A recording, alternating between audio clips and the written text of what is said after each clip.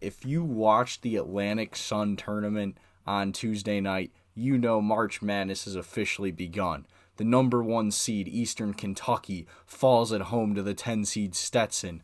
Austin Peay comes back in overtime to win.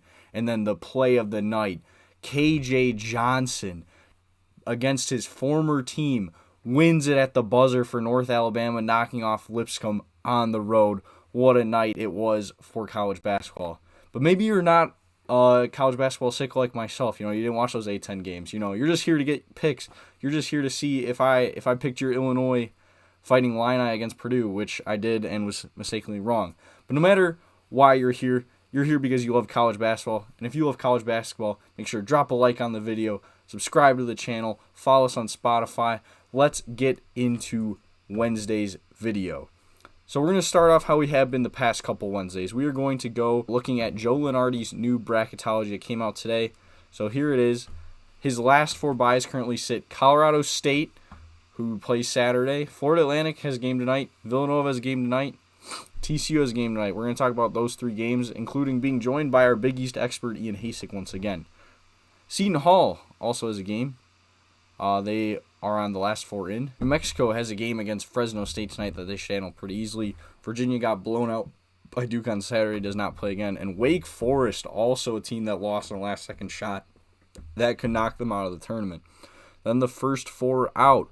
St. John's, Utah, Providence, and Iowa. St. John's won tonight, taking care of DePaul. Worst team in college basketball they should. Will that move them into the tournament? We shall see. Pitt on the next 4 out took care of business. Could they jump up? Memphis and Drake, some mid-major teams, that could very easily win their conference tournament. So maybe they don't need this at-large spot. And then Colorado, Utah, they've been there forever. I don't think they're going to make it from the Pac-12. So before we get into my picks for my big games, let's go over these Big East games and kick it to Ian. So we are now once again joined by our Big East expert, Ian Hacek. Ian got us some dubs last time he was on a couple weeks ago with his Big East pick, so hopefully he can today. Ian, how you doing, my man? I'm doing good. Thanks for having me back. No problem. When you provide the people with winners, you got to have them back on. People want to win, make some money, So let's hopefully do that again today. Yeah, let's do it again today. I like the board and don't want to disappoint the people. So let's get after it. Yes, sure. So we're going to get into here the 3 Big East games. We'll start with the first one at 6:30 Eastern on Fox Sports 1. Villanova heads to Seton Hall, who's a 1.5-point favorite. The total in that game is 131.5. Ian, what are you liking for this game? Yeah, so the Wildcats take a short trip up the road to Newark and take on the Pirates. And I didn't really know what to think of this one. Seton Hall lost their last 2. Nova won their last 2. But really, and also at Seton Hall, last time they faced each other, Villanova won by 26. So what do you make of that when, Seton Hall's the favorite now all of a sudden, when all the momentum seems to be on Villanova's side? I guess I got to go take it. Seton Hall at home, revenge game. I guess I like the Pirates here. Shaheen Holloway going to get his boys ready. They're still on the bubble. So is Nova. This will be a very interesting one to kick off the night. Yeah, it's a big game for both teams. And Joe Lunardi's bracketology that just got released today, Villanova was one of the last 4 buys, and Seton Hall is one of the last 4 in overall. So there are definitely 2 of these Big East teams here needing wins down the stretch to make the tournament. And I agree. Like, it's a weird spot where Seton Hall is favored in this one, but I just like what I've seen from Villanova lately. And like I said, you said, they won by 26 the first time they met, and now they're underdogs. That just doesn't seem to add up to me. So I'm gonna go against my own rules a little bit here, and I'm gonna probably go with Villanova in this one. So we're split for once here. We'll see how that goes. All right. Hell yeah, we'll see.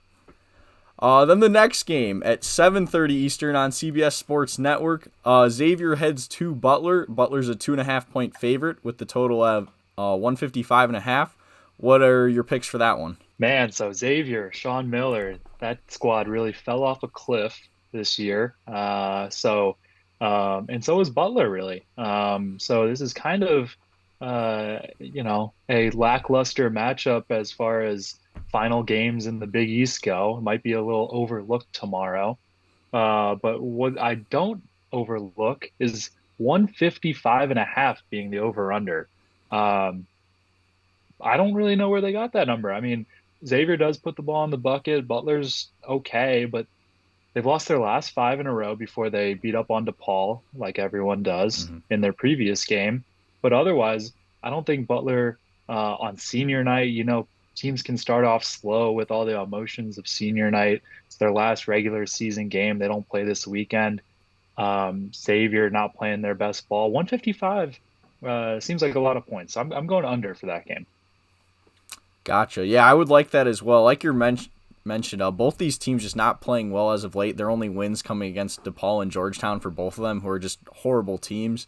Xavier did win the first meeting between these two teams, 85-71, back on February 16th. So once again, we have the team that won the first matchup is now the underdog at home or on the road after winning at home. I'm going to contradict myself. I'm now going to go back to my previous point. I'm going Butler -2.5. I think they still have a little bit more of a bubble chance than Xavier does, so they need this win. So I'm going to go with the Bulldogs in this one.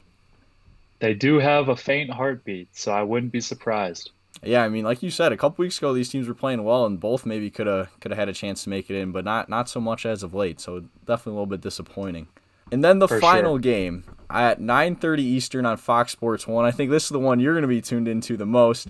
The second-ranked UConn Huskies. They head to Marquette, who's ranked 8th in the country. UConn is a 5.5-point favorite with a total set at 152.5. Are you riding with your squad, the Golden Eagles, or are you going with UConn? Now listen, Derek, the last time UConn went on the road, they lost by 19 in Omaha. They did. They haven't won a road game against a ranked opponent. Do you know when the last time it was? It's been a while. A decade ago. Holy A cow. decade. Can you believe that? UConn, the world beaters, I the know. team that no one wants to touch right now. They haven't beaten a ranked team on the road in a decade. Pfizer Forum is going to be rocking. It is senior night for Marquette, but no Tyler Kolek. I don't think they can do it. Give me UConn 5.5. And it pains me to say it, but this team is not the same without their leader. I don't want to hear about Tyler Kolek not having his best game when they played in Connecticut. All right. It's just not the same team. Tyler Kolek recovering from his oblique injury. So thoughts and prayers to him. And I, I, you know, I'll take UConn 5.5. Honestly, I won't take it. I hope it doesn't happen. But the smart play there is UConn 5.5. My spicy pick, if we're gonna do a little spicy pick, at the end of this Big East segment here, let's do Marquette first half money line, then UConn for the full game. Maybe Marquette comes out with a little extra energy, but to hang with Donovan Clingan, Cam Spencer, and Newton, and the rest of the gang, I don't know. So UConn's going to sweep Marquette in the regular season. Maybe Marquette has a little something to say in the Big East tournament. Gotcha. You had me inspired there for a second. We're about to talk me into taking Marquette. That intro there you had really had me going. I was like, oh shoot, he's right. They haven't in a while, which is crazy. I mean, yeah, it was the other day when they clinched the Big East. It was their first Big East title outright since, I forget, it was like 99 or 98. They've won 5 national titles before they'd won the Big East. So it's kind of crazy, some of these UConn stats.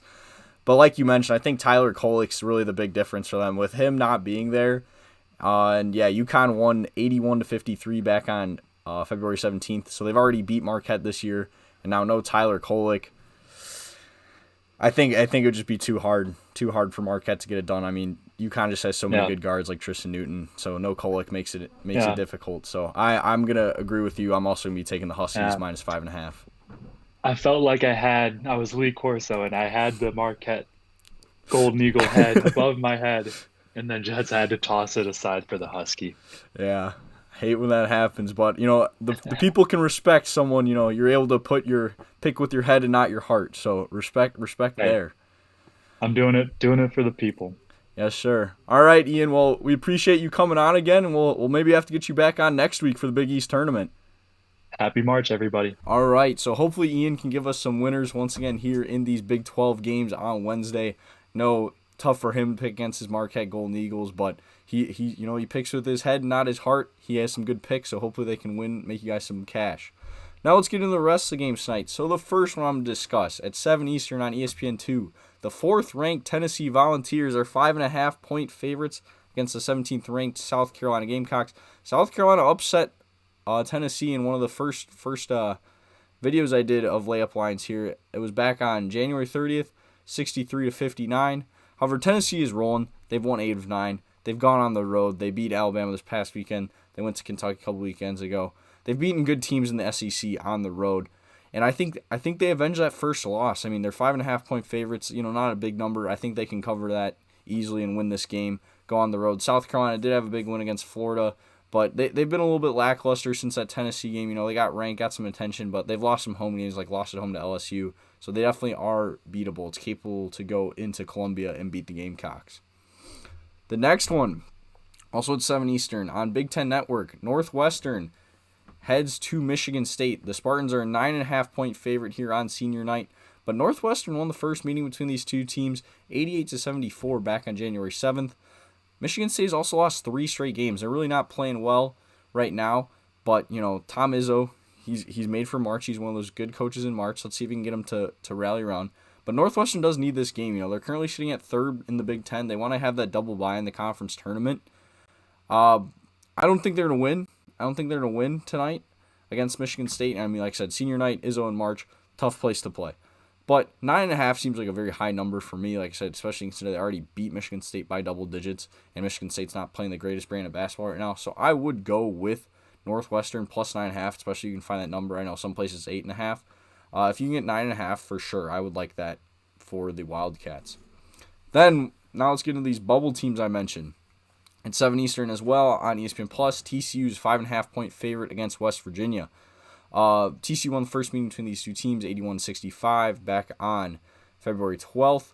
And West Virginia's not good. They've lost 7 of 8. The only team they've beaten is UCF at home, who's one of the bottom feeders in the conference. They're a team that I think is really bad. I've kind of targeted throughout the year. And like I said, these bubble teams tonight, I picked yesterday both Providence and Pitt covered and won. They can sense, things are getting tight here. You got to win these games in March. So I'm going to go with the Horned Frogs to cover that 5.5. The other bubble game on ESPN+, Florida Atlantic. This one kind of pains me because you guys know last year I was Owlman. I picked them to go to the Final Four, but they're only 1.5-point favorites against North Texas on the road. Florida Atlantic also won only by 3 points, 66-63 back on January 28th at home against North Texas. North Texas also beat Memphis at home recently, who Memphis absolutely handled Florida Atlantic. So considering they only won by 3 at home, to then see their, now have to go on the road, I think I'm going to go with the mean green. I'm going with North Texas in this one. I mean, that's my upset pick of the day. I'm going to go with them to win outright. Like I said, you got to win these games in March, so maybe Florida Atlantic does rise to the occasion. They have the experience, brought back a lot of guys from last year's team. But I'm going to go with the mean green. I don't know. I just don't think it's been the same this year for Florida Atlantic. They've struggled a little bit here in this new conference in the American. And then the final game that I'm going to touch on at 9 Eastern on ESPN2, second game of the doubleheader. 20th ranked BYU Cougars head to Iowa State, who is 8th ranked team in the country, 6.5-point favorites. BYU did win the first meeting between these two teams, 87-72 back on January 16th. And they also did have a big road win against Kansas last week. But other than that, they've lost 3 of 4 on the road. They lost to some bad teams too. It was like Oklahoma State, and I forget the last one. Was it West? No, it wasn't West Virginia. But it was someone just not. Oh, Kansas State, who's not great. They got blown out by Kansas tonight. So I really kind of almost think more that last game's a fluke. Also, Iowa State is undefeated at home this season. It is really hard to go into Hilton and win. No one's been able to do it in the Big 12 this year. So I think that remains the same. I'm going for sure Iowa State on the money line, and I'll take them to cover that 6.5 as well. And then I've been very bad with my mid-major, these conference tournament predictions to start. So instead, I'm just going to give you some winners, some teams, some bets that I'm going to ride with on who I think can win some of these conferences starting today. The first one I have for the Northeastern Conference, their tournament starts today. I am going to go with Merrimack to win that, currently valued at plus 120. Them and Central Connecticut State are the two co-favorites betting-wise. Central Connecticut State's actually the 1 seed, where Merrimack is the 2 seed. Merrimack actually won this conference tournament last year, but they were not eligible to play in the NCAA tournament. Instead, Fairleigh Dickinson went in their place, and saw how that happened. What happened there against Purdue for Fairleigh Dickinson. So I think Merrimack, they're going to be hungry. They saw that their conference can have success. The Northeastern Conference, they got Chicago State coming next year. So that's a program trending in the right direction. This is a good time for Merrimack. So I'm going to go with Merrimack to win that conference. I think that's the best value there. And then the other one, the Big South. High Point's currently the favorite. They're the 1 seed at -120. But a value play that I'm kind of liking, UNC Asheville, the 2 seed. They're a team that's, they've made the tournament before. They know what it takes to win in March. I think at +350, I like that number. I've seen some experts picking them as well. So I'm going to go with UNC Asheville to win the Big South tournament. The Big South tournament also kicks off here on Wednesday. So that's going to wrap it up for today's video. Thank you guys so much for watching. Thank you to Ian for joining us once again. Like I mentioned earlier, make sure to drop a like, make sure to subscribe, make sure to follow us on Spotify. If you're on Spotify, also rate 5 stars. I'm going to keep trying to do these videos every day in March here. Big month for college basketball. I love college basketball. I hope you guys do too. I hope you guys love these videos. If you do, please keep watching. Drop your comments down below, drop your picks, and I'll see you guys tomorrow. Peace.